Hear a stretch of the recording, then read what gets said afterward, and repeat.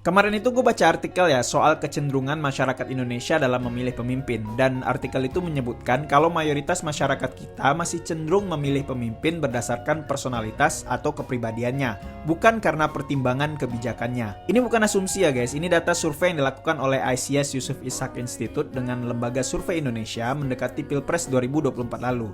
Jadi ini data masih bisa dibilang cukup update lah ya, menangkap kecenderungan perilaku masyarakat kita.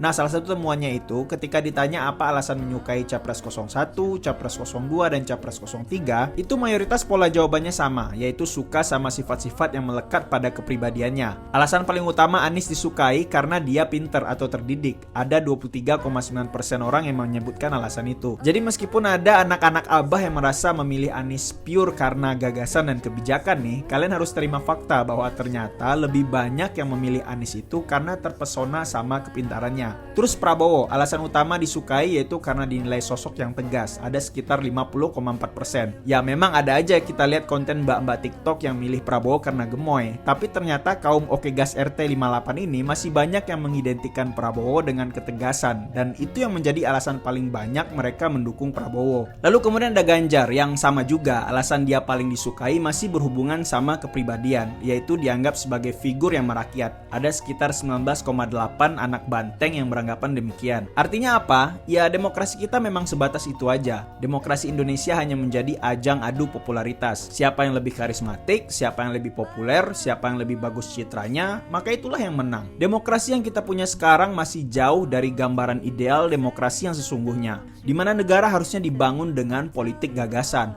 Kita memberikan mandat kepada pemimpin harusnya berdasarkan gagasan apa yang dia tawarkan. Dan jika suatu saat dia terpilih dan melenceng dari gagasan itu tadi, kita berhak loh mencabut mandatnya.